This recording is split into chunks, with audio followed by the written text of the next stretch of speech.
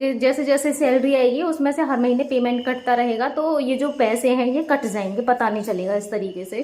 फिर वहां से कॉल मैसेज आने लगे बहुत ज़्यादा जब इनका एक्सीडेंट हो गया था। तो श्री कृष्णा सभी बहन भाइयों के लिए, कैसे हो आप सभी? भगवान की कृपा से सभी बहुत अच्छे होंगे और मैं भी ठीक हूँ। मेरे हीरो हो रहे हैं इधर बहुत ज़्यादा गुस्सा। क्या हो गया है?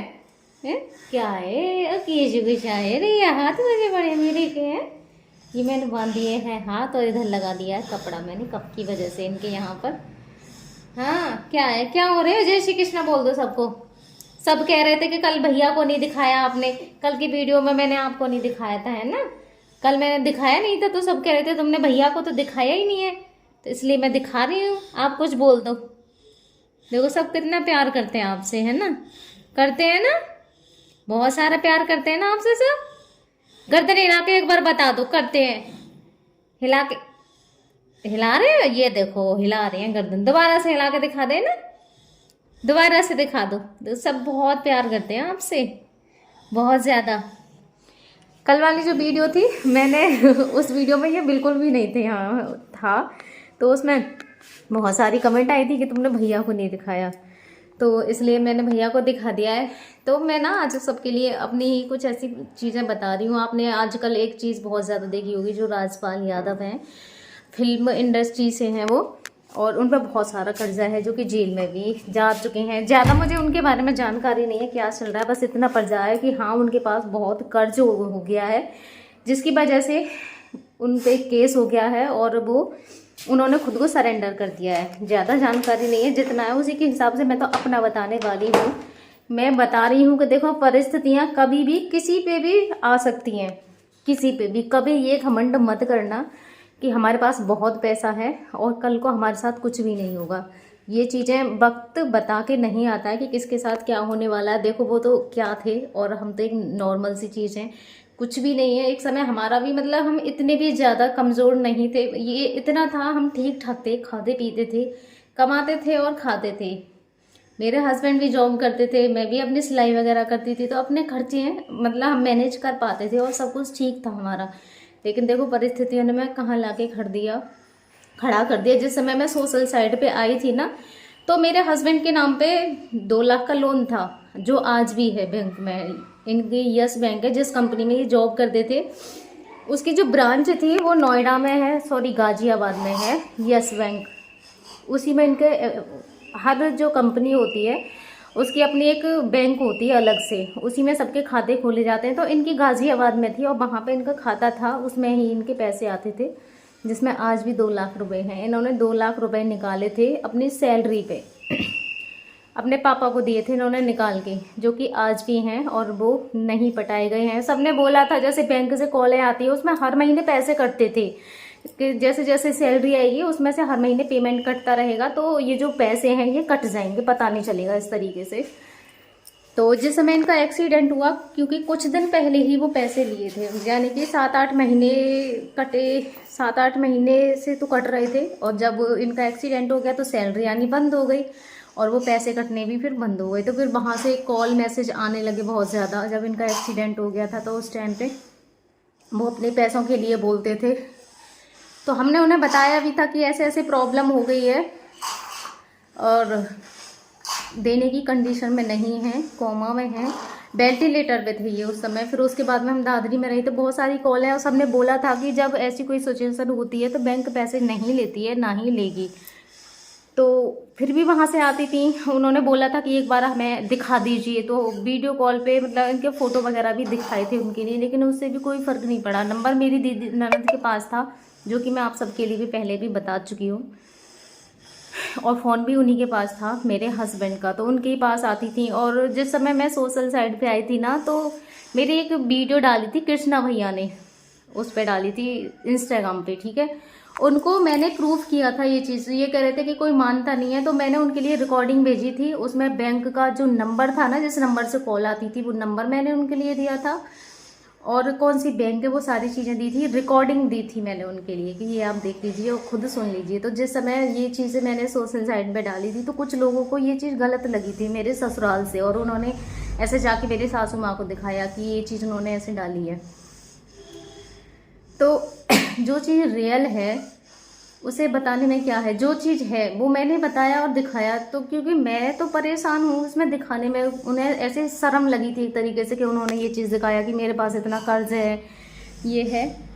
तो मुझे इसमें कोई शर्म नहीं है, कर्ज था तो मैंने दिखाया और मैंने प्रूफ करके, मतलब मैंने उन्हें ऑडियो दी थी इस चीज़ की, और वो कर्ज ना आज भी है, वहाँ से कॉल आती हैं। मैंने ऐसे जानकारी ली थी उस चीज़ के लिए कि ऐसे बोलते हैं कि माफ़ हो जाएगा वो।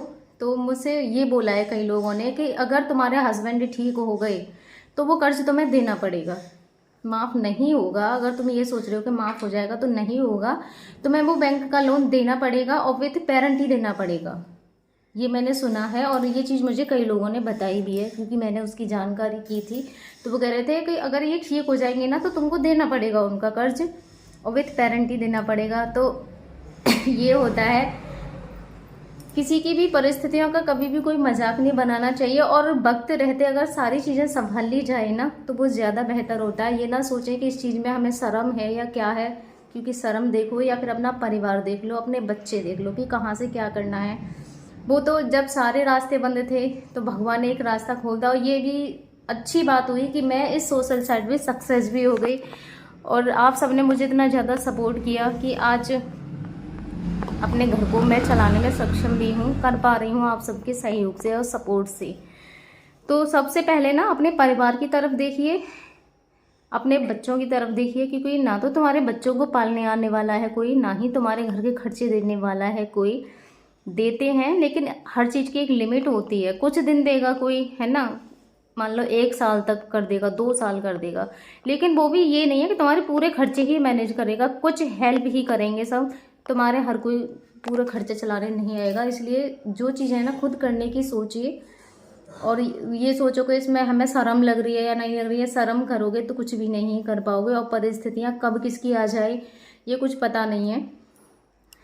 तो वही चीज़ है, वक्त रहते सब कुछ ठीक हो गया। आज मैंने उस टाइम पे ये सारी चीज़ें कर ली तो मुझे लगता है कि हाँ बहुत अच्छा किया मैंने। उस समय मुझे भी बहुत गलत लगा था सोशल साइट पे, जिस समय फर्स्ट टाइम किसी ने मेरे बारकोड में पैसे डाले थे ना, तो उस समय मुझे बहुत ज़्यादा रोना आया था, बहुत ही ज़्यादा। पता नहीं क्यों अजीब सा लगा था मुझे। मैं वो हूँ, मुझे थोड़ी मांगने भागने वाली आदत है ना, कम है। लेकिन अब देखो कि मैंने सभी से मांग लिया, तो ये है वक्त। बोलते हैं ना कि वक्त कुछ भी करा देता है इंसान से, तो इसी को कहते हैं। अब आप देखिए, मैं तो कुछ भी नहीं हूँ, एक नॉर्मल सी, उनके सामने मैं क्या ही बोलूँगी। वो इतने कर्जे में डूब गए, इतने ज़्यादा परेशान हैं, तो हम तो चीज़ ही क्या है। तो टेंशन मुझे आज भी होती है कि उसमें आज भी लोन है और वो उसका मतलब लोन अभी तक भरा नहीं है।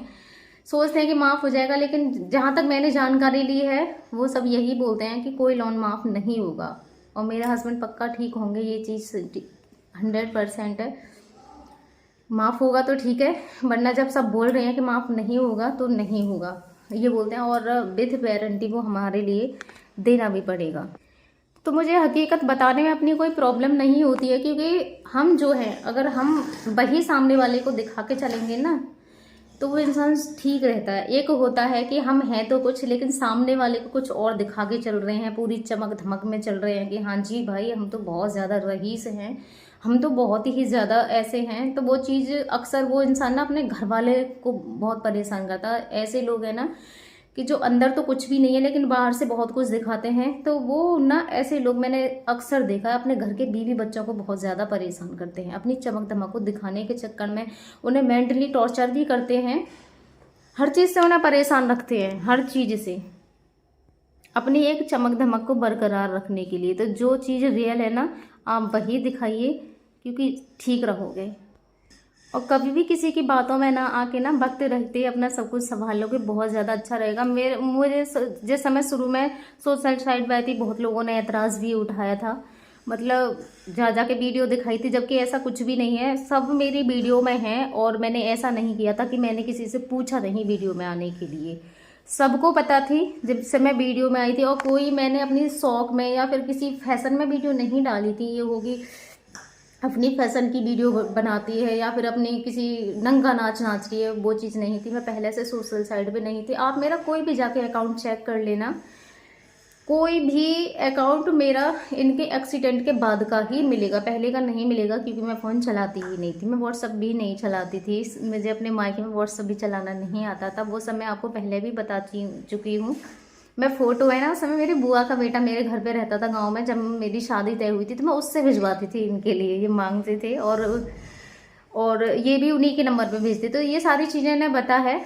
और शादी के बाद में भी मैं फ़ोन बहुत कम रखती थी, था भी मेरे पास, मेरे भाई ने दिया था, तो रिचार्ज के लिए ये करते थे, मतलब ये करते थे मेरे फ़ोन में। मैं इनसे मना कर देती थी, क्योंकि मैं, बच्चे भी मेरे जल्दी हो गए थे, फिर दूसरा लड़का भी हो गया, फिर मैंने सिलाई भी स्टार्ट की थी, तो मेरे पास काम ही, मतलब मैं शुरू से, मुझे बैठने की आदत नहीं है। मैं, ये है कि मैं कुछ ना कुछ अपना करती ही रहती हूँ। आज यही समझ लो कि शायद मुझे बैठने की आदत नहीं है, इसलिए मैं इतना सब कुछ संभाल पा रही हूँ।